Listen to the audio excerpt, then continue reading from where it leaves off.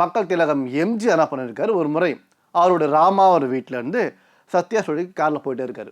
தலைவர் என்ன பண்ணுறாரு, ராமசாமி அவரை பார்த்து, ராமசாமி காலையில் 500 ரூபாய் கொடுத்தேன் டிஃபன் சாப்பிட சொல்லி, மீதம் என்ன ஆயிற்று என்று வினவ, தலைவர் வெளியூருக்கு போகும்போது சரி, இல்லை பிரச்சார பொது போட்டதுக்கு போகும்போது சரி, பெரிய பெரிய ஹோட்டலில் காரை நிப்பாட்ட மாட்டாராம். ஏன்னா மக்கள் திலகம் புரட்சி தலைவி இவங்களை பொறுத்த வரைக்கும் அவங்க கூட யார் வேலை பார்த்தாலும் அவங்கள தங்கள் குடும்பத்தில் ஒருவராகத்தான் பாவிப்பார்கள். அந்த வகையில் தலைவர்கிட்ட அம்மா கிட்ட யார் போய் சொன்னாலும் பிடிக்காது, புறம் பேசக்கூடாது.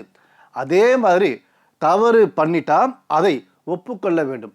ஏன்னா அவங்க என்ன பண்ணுவாங்க, மறப்போம் மன்னிப்போம் என்று ஏற்றுக்கொள்வார்கள். இதை நான் ஏன் சொல்கிறேன்னா, மக்கள் திலகம் எம்ஜிஆர் என்ன பண்ணியிருக்காரு, ஒரு முறை அவரோட ராமாவர் வீட்டில் இருந்து சத்யா ஸ்டுடியோக்கு காரில் போயிட்டே இருக்காரு. அப்பொழுது ஓட்டுநர் யார், ராமசாமி அவர்கள். அதாவது சென்னையில் கிண்டி பகுதி தாண்டி கார் போயிட்டே இருக்கு.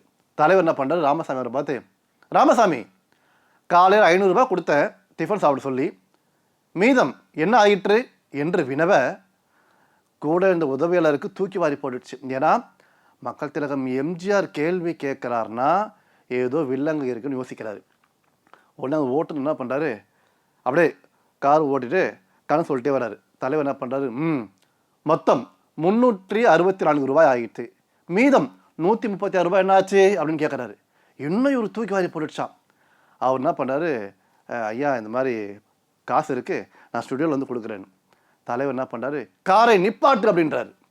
மீதம் பணத்தை எடுன்றாரு. இவர் என்ன பண்ணுறாரு, ஐயா தலைவரே 100 ரூபாய் தான் இருக்குது, மீதம் 36 ரூபாய் செலவு செய்து விட்டேன் என்று கூற, தலைவரா அட மண்டு, நீங்கள் செலவு செய்யும்போது, அதாவது அந்த கணக்கு சொல்லும்போது இதையும் சேர்த்து சொல்லிவிட்டால் என்ன, இந்தாங்க நீங்களே வச்சுக்கோங்க அப்படின்னாராம்.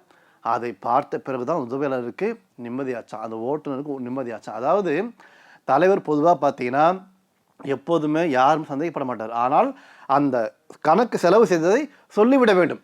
ஏன்னா அந்த ஓட்டுநர் மேலே தலைவருக்கு தீரா பற்று பாசம் அதிகம். இதோடு மட்டுமல்லாமல் மக்கள் திலகம் எம்ஜிஆர் எங்கே காரில் போனாலும் சரி, கூட இருக்கிறவங்களுக்கு என்ன பண்ணுவாராம், சின்ன சின்ன கடையில் நிப்பாட்டி அவங்களுக்கு வேண்டியதை வாங்கி கொடுப்பாராம். தலைவர் வெளியூருக்கு போகும்போது சரி, இல்லை பிரச்சார பொது போட்டதுக்கு போகும்போது சரி, பெரிய பெரிய ஹோட்டலில் காரை நிப்பாட்ட மாட்டாராம். ஏன்னா சின்ன சின்ன கடையில் தான் நிப்பாட்டு வரான். தலைவர் சொல்லுவாராம், இங்கே பாருங்கள், இங்கே போயிட்டு வடை பஜ்ஜி போண்டா இதெல்லாம் சாப்பிடுங்கன்னு வரான் கூட இருக்கிறவங்கள. ஏன்னா அவர்கள் எல்லோரும் ஏழைகள், நம்மளை நம்பித்தான் கடையை போட்டிருக்காங்க, ஆகவே அவங்களுக்காக நம்ம வாங்கி சாப்பிடணும்னு சொல்லுவாராம். இதை பார்த்த கூட இருந்தவங்க நெகிழ்ந்து போவார்களாம்.